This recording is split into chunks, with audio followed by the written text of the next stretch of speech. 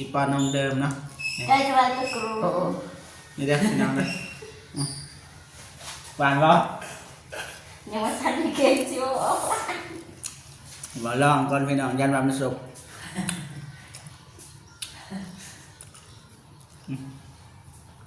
ปากขอบใจตักยาก่อนพี่น้องวันละเจ็บป่ะที่จะตายเยอะดีๆเด้เราไม่อยากให้หมอซักยาพี่น้องจังไงจ่ายยาเข็มแต่แรกมาสู้บ่เป็นยังมีประตูอะไรจริงอยู่ซื่อๆเด้บ่เป็นไปติงจนได้เข็มไปนี่ก็ว่าจูดก็ได้กลับมันเนาะปากกระมัดมันเนาะเอาจอมันบางเงินซักกันปากหลอกบ่เจ็บทำใจไม่ได้ดีๆอาจารย์เดี๋ยวนี้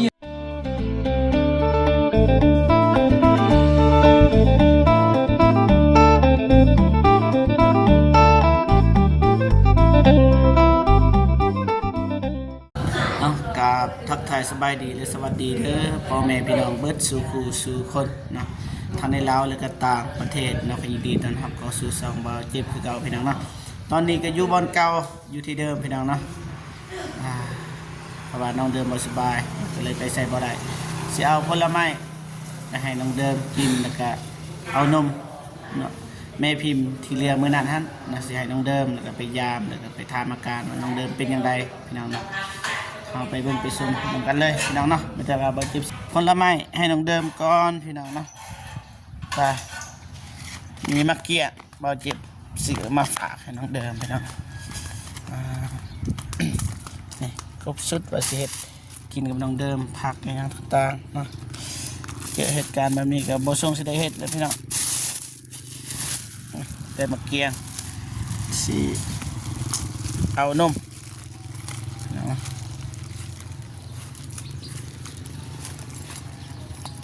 นมแม่พิมพ์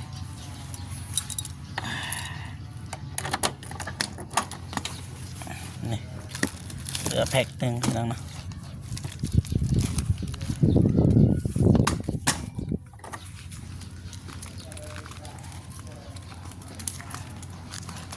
ไปทำกันนี่นมกับประมาณนี้พี่น้องไป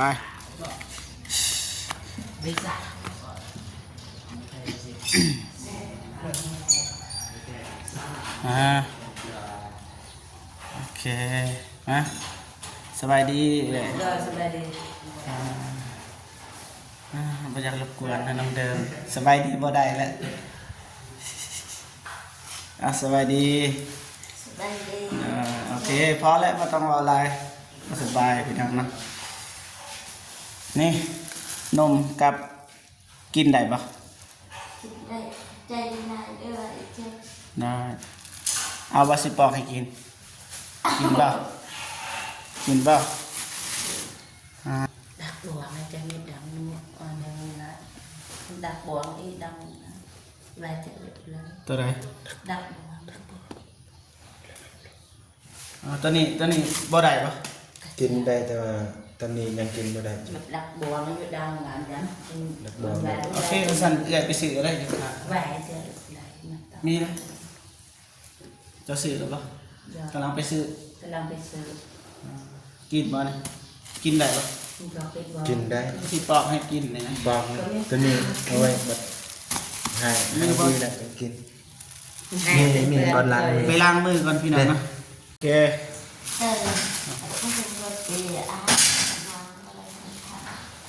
อาหารปอกให้น้องเดิมกินนะบ่เคยปอกให้ใครกินนะปอกให้น้องเดิมก็เป็นครั้งแรกน้องเดิมมาสบายว่ามีจานเนาะจานทิมไหนยังนะทิมนี่เด็กนี่เข้าไปเด็กงานแบบทุนจ่ายเลยจุดถ่ายปวด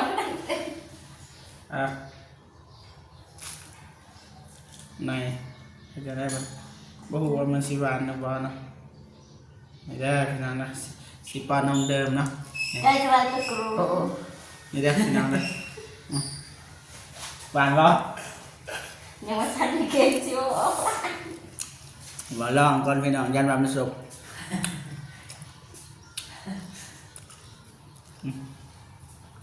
ปาก ขอบใจ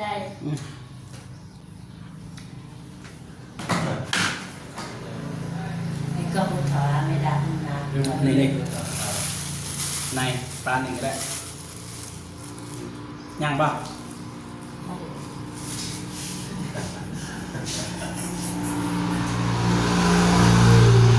อบใจแล้ว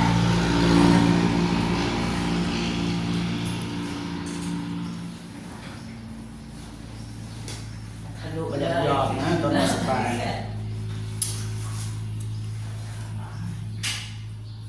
อุ้ย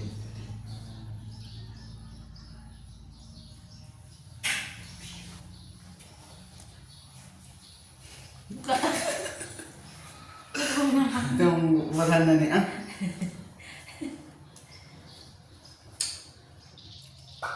ยังบ่ พอแล้ว นี่จานแม่อนุไลไปเลย ให้แกอุกิตา เอาอันหนึ่งพ่อ ไปกัน เอาอันนั้น เยอะเลยเราจะบิด ลูกได้บ่ลูก ก็มีกอยกระสับ นี่นะให้นางนะ กอยกระสับ ได้บ่ได้ สุดสุดเลยสุดเลย ได้ ข แล้ อ ว บ สิ กันเลย สุดเลย โอเคได้แล้วสิ เด็ดเด็ดอย่าถ้าเกิดไอ้เด็กมันก็เสก นอนเอ้ย มันก็เสกจักครับน่ะจ้ะ นี่ แต่นี่แกอุกิตา ดีอ่ะให้งานครับ อนุไลเป็นแล้วนั่งให้มาแบบเป็นหลาให้ขาดเองงาน กินได้บ่ เป็นเลยนะดอดนะเยอะเพกแปดสักร้อยเลย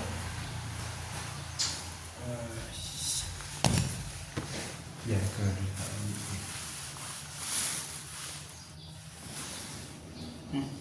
ไปว่ากินบ่ อะไรกันจ้ะ เอาจะกินเองซะเบื้องหนึ่งบริกุลสินักนะไป เขินเจ็บ เกินให้เจ็บมาหา จะเบิ่งโทมเป็นอย่างนี้นี่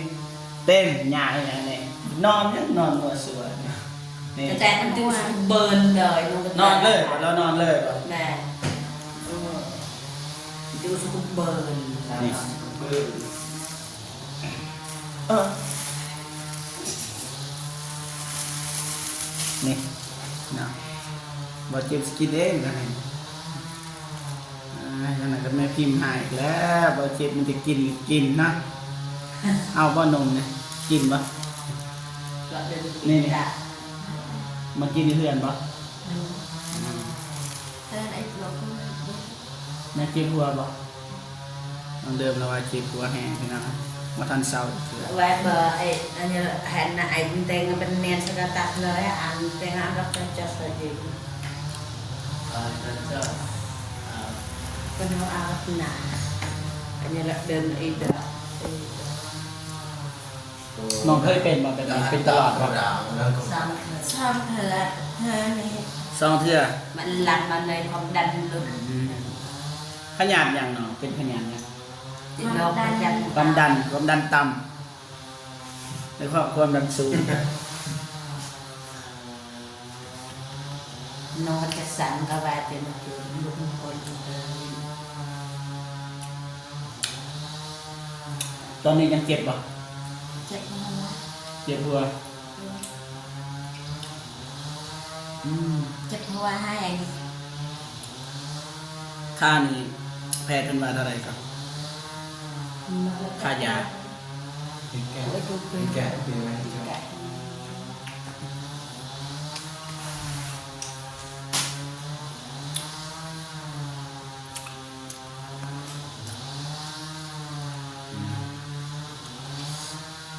บ่ได้กินข้าวน้ำกันเลยจ้ะซื้อผักเต็มรถเบิ้งหัน ซื้อผักเต็มรถพี่น้องนะเราสิได้กินนำกัน ตอนแรก ตอนแรก นั่นแรงบัด ยามมันบ่หายนะ คันใครแน่ตอนแรกคันบ่ใครแน่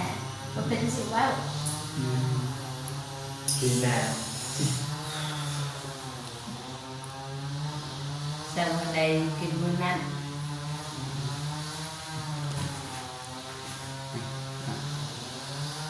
บ่เศร้าเลยสิกินมื้อนั้น มีกำลังใจเต็มพี่น้องนะ จะว่า อยู่นี่เลยบ่หรือว่าสิเมื่อบาทพี่สาว บ่คือการเดินทางทางแพทย์เว้า ที่ยิ้มว่าบ่สบายยังยิ้มว่ะงง ดีใจเจ็บมาหา นั่นแหละ ยิ้มดีใจเจ็บมาหา อืมบ่แม่นละ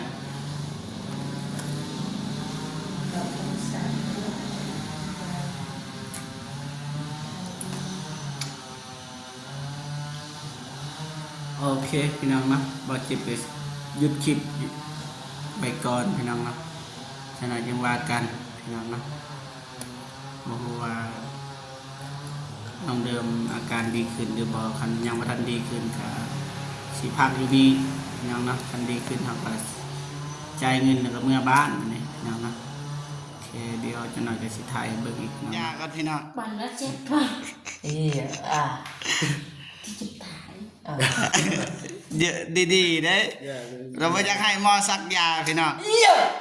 จังงอจ่อย ยานเข็ม แต่แรกมาไม่ตัด สู้บ่เป็นหยัง มีประตูอะไรยิงติ อยู่ซื่อๆเด้ ก็ติ บ่แม่นไปติงจนได้เข็มมันนี่ ก็ว่าจูดก็ได้กลับมันเนาะปากกระมัดมันเนาะเอาจอมันบางเงินซักกันปากหลบ บ่เจ็บบ่เจ็บ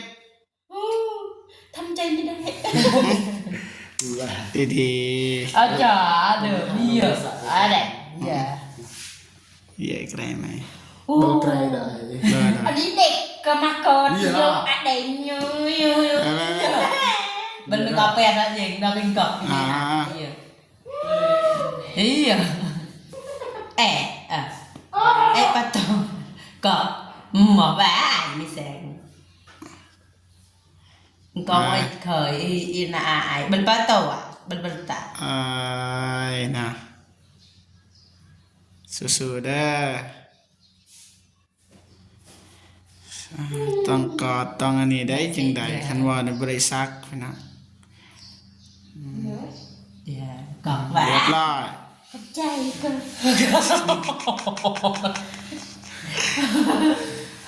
เป็นหน้าผมโอ้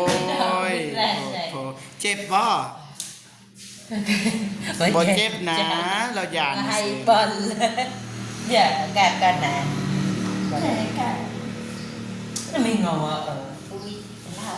ไปโอเค ทำไมที่แกถอยนิดหน่ เดี๋ อ ยวไปยืนนั่นแต่ทุกแพทย์ ยังอีกบ่ยังบ่ แพทย์ดี มันอะไรยัง โอเคพักพรบาดนี้โอเคเด้อบ่กวนละพักพร ไม่ สักอย่างอีกอย่าจับได้ มันมีกะไม่เปื้อนไต เถอะผมพี่น้อง นี่เป้ โอเคสิโจบคลิปก่อนพี่น้องนะพี่น้องนะทางนอกกับฝนตกพี่น้องนะข้างในน้องเดิมเพิ่นจะกำลังพักผ่อนพี่น้องนะ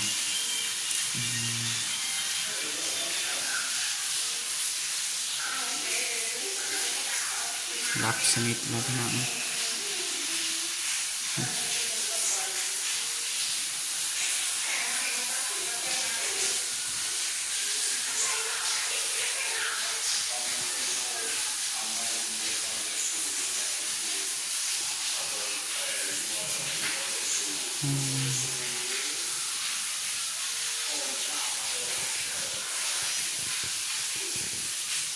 หลับสนิทนะ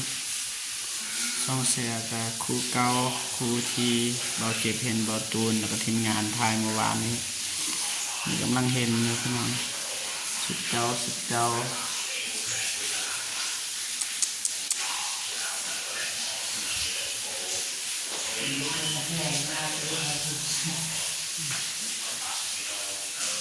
เลยเมื่อบ้านสามพี่น้องเนาะฝนตกก็ได้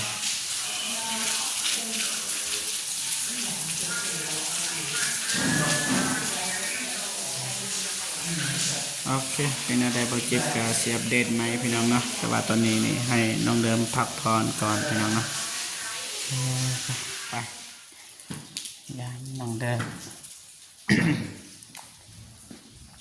เมื่อบ่เมื่อไวเลยบ่ว่ามึง เดิมจับ มีแต่ว่านี่ใส่รถเอ้ยนี่เท่านี้นี่ใส่รถเจ้านะนี่อันนี้นี่นมนะน้ำเนี่ยของผู้ใดนะของเขาปะอันนั้นมีแต่ว่าเอิญอายเพิ่นบอกเรื่องเงินเรื่องคำเท่าไหร่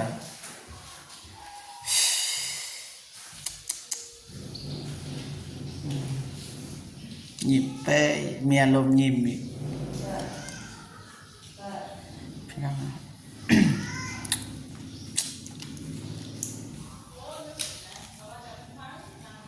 จะได้อาการหัวยังเจ็บบ่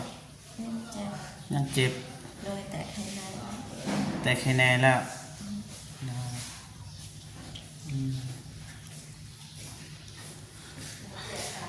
ไม่เป็นไรทายา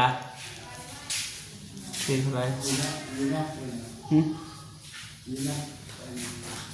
ก็เต็มบ้าน บอกรถทายาทำบอทายเพราะว่าหมอทางนี้บ่สะดวกเข้ากล่องพี่น้องนะแต่ว่าเราเลยว่าเท่าไรเดี๋ยวให้หมอปะให้หมอเติมบ่อันนั้นคลิปบ่หยุดคลิปบ่โอเคพี่น้องเนาะบ่เจ็บกับใจยาเพียงที่ห้อยพี่น้องเนาะแต่ว่าทางแพทย์เพิ่นก็บ่ให้ทายพี่น้องเนาะขายยาแต่ว่าบ่เจ็บจัดการเบิดพี่น้องเนาะพอดีเบิดเลยเงินของแม่พิมพ์เนาะขายยาแม่พิมพ์เพิ่นก็ให้ซื้อผักซื้อแนวกินให้น้องเดิมแต่ว่าบ่เจ็บเอาไปจ่ายเบิดเลยพี่น้องเนาะมีแต่ว่าสิโทรหาแม่พิมพ์แล้วก็สิบอกรายละเอียดพี่น้องเนาะว่าเท่าไรนะเรื่องให้ FC ฮู้นี่มีแต่ว่าFC ฮู้บ่ได้พี่น้องเนาะเพราะว่าทางอันนี้ก็บ่อยากให้ฮู้ปานใดพี่น้องเนาะก็อย่าว่ากันพี่น้องแต่โทรหาแม่พิมพ์อย่างเดียวพี่น้องเนาะไวปะไป เดี๋ยว เรียบร้อยนะโอเคขอบคุณพี่น้องเนาะมีแต่บ่จิบก็สิจบคลิปอยู่บนนี้เลยเนาะจังไดก็ขอบคุณแม่พิมพ์แล้วก็ FC ทุกท่านที่เข้ามาให้กำลังใจบ่จิบนะ